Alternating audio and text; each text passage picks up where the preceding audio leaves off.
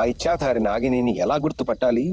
అది ఇచ్ఛాధారి నాగిని ఎవరి రూపమైనా ఎత్తగలదు. ఒక మాట చెప్పు, ఈ మధ్య మీ ఇంట్లో లేదా ఆఫీసులో ఎవరైనా కొత్త వ్యక్తి వచ్చారా? కొత్తవారా? లేదే. అవును, వచ్చింది. ఒక చిన్న పాప వచ్చింది గురుదేవా. సార్ వాళ్ళ ఊరు మాధవపూర్ నుండి వచ్చింది.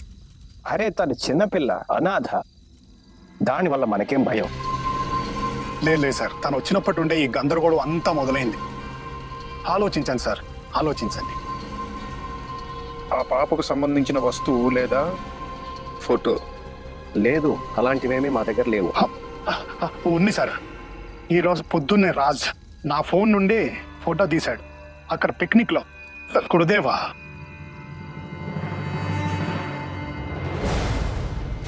ఈ మూలనే ఉంది అమ్మాయి. దీని పేరు శివాని. అలక్ నిరంజన్.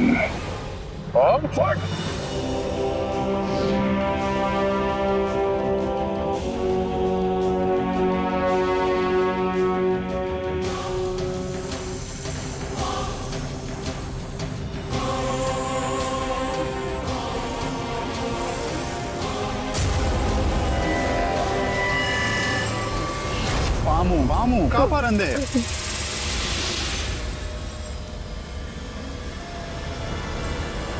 ఇదే ఇచ్ఛాధారి నాగిని.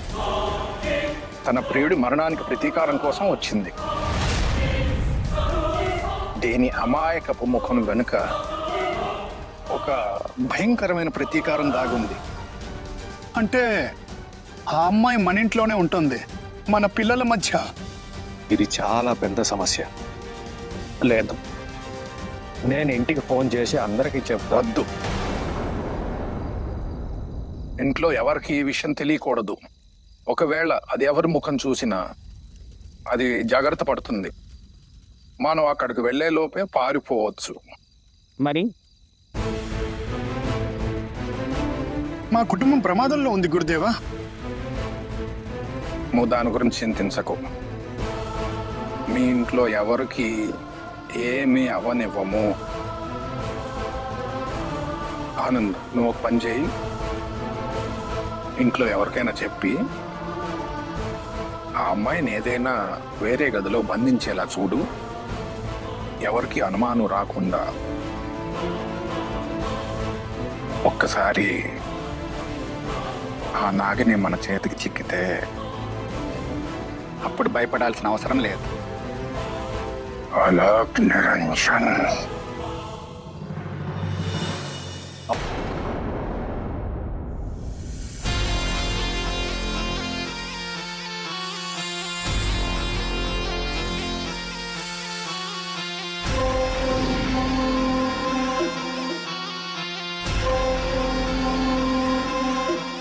నేను రోహిత్ గదిలో చూడాలి. నా మణిబంధం అక్కడే ఉంటుంది. అవును మయాంక్, జాగ్రత్తగా విను. శివాని ఎక్కడుంది? ఇక్కడే ఉంది, మా కళ్ళ ముందే. ఇంకేంటి, మీకేదైనా పని ఉందా? ఇప్పుడే మాట్లాడిస్తాను. లేదు లేదు, నా మాట జాగ్రత్తగా విను. ఎలాగైనా ఏదో ఒక నెపంతో దాన్ని ఏదైనా గదిలో బంధించు. ఏయ్ అమ్మాయి, ఆగు. మరి ముఖ్యంగా కుటుంబ సభ్యులు ఎవరూ దాని దగ్గరికి వెళ్ళకూడదు, ముఖ్యంగా పిల్లలు. అరే బావగారు, ఏమైంది? అంత టెన్షన్ ఎందుకు పడుతున్నారు? నీకు ఏది చెప్పానో అది చేయి మయాంక్. అండర్స్టాండ్? అంతలో అరే నా ఫోన్ కట్ చేసాడా? ఏ అమ్మాయి, ఏ అమ్మాయి, ఓ ముద్దుల మిఠాయి, ఎక్కడికి వెళ్తున్నావు? రోహిత్ మరియు రాజ్ గదికి వెళ్తున్నావు కదా. భయపడకు తల్లి. నువ్వు ఐస్ క్రీమ్ తినడానికి వెళ్తున్నావు నాకు తెలుసు, కానీ రోహిత్ మరియు రాజ్ నా గదిలో ఉన్నారు. నాతో రా, నీకు ఐస్ క్రీమ్ పెడతాను. లేదు, అది అటువైపు. చూడు బిడ్డ, నువ్వు పని మనిషి కూతురు అయితే ఏమైంది? నా బిడ్డవే కదా.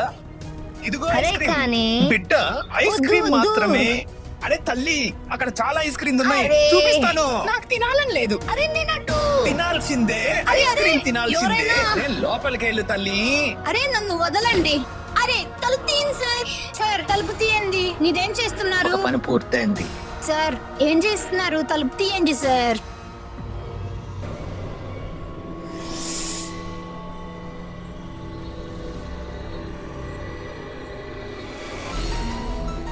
ఇక్కడ ఏదో తేడాగా ఉంది. మామయ్య మెదడులో ఏదో నడుస్తుంది. ఒకవేళ వీరికి ఏమైనా అనుమానం వచ్చిందా? వారు నన్ను పట్టుకునే ప్రయత్నం చేసే లోపే నేను నా మణిబంధాన్ని వెతుక్కుని ఇక్కడి నుండి వెళ్ళిపోవాలి.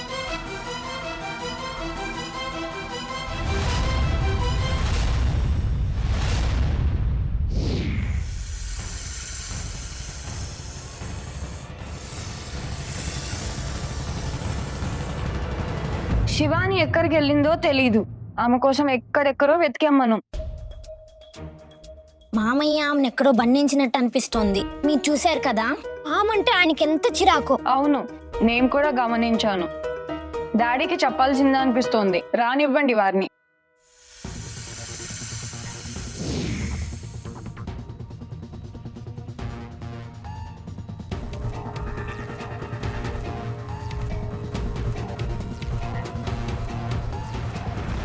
నా ముద్దుల మేనల్లుడా, బావగారి నుంచి ఫోన్ వచ్చింది. ఇంటి నుండి ఎవరూ బయటికి పోవద్దని ఆయన చెప్పారు. అందుకే నువ్వు నీ గదిలోకి వెళ్ళు. కానీ శివాని ఎక్కడ? చూడు బాబు, ఇప్పుడు పని వాళ్ళని కూడా నేను చూడాలా? వాళ్ళ సర్వెంట్ క్వార్టర్లోనే ఉంటుందిలే, మనకేం సంబంధం. నువ్వు మాత్రం బావగారు ఆర్డర్ ఫాలో చేయి. నీ గదిలోకి వెళ్ళు, బయటకు రావద్దు.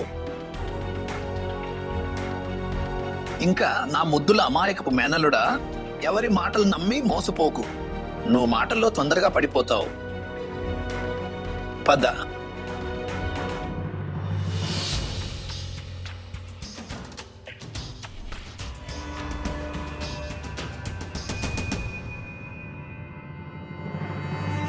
లోపలికి పద. ముద్దుల మేనల్లుడా, ఎవరు బయటకు వెళ్ళకూడదు. లోపలే ఉండు, నేను బయటమే ఉంటాను.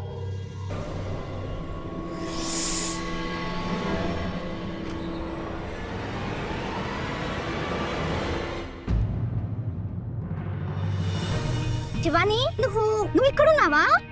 నువ్వు ఇక్కడ ఏం చేస్తున్నావు? నేను నీకోసం అన్ని చోట్ల వెతికాను. అది నేను ఏమైంది? నిన్నెవరైనా ఏమైనా అన్నారా? లేదు. నీళ్ళు సరే సరే బాబు, నేను చెప్తున్నాను. ఇప్పుడు నేనేం చేయాలి? ఎలా బయటపడాలి? మీరిద్దరి దృష్టి ఏదైనా పని వైపు మళ్లించాలి. అప్పుడే నేను ఈ గదిలో నుండి పారిపోగలను.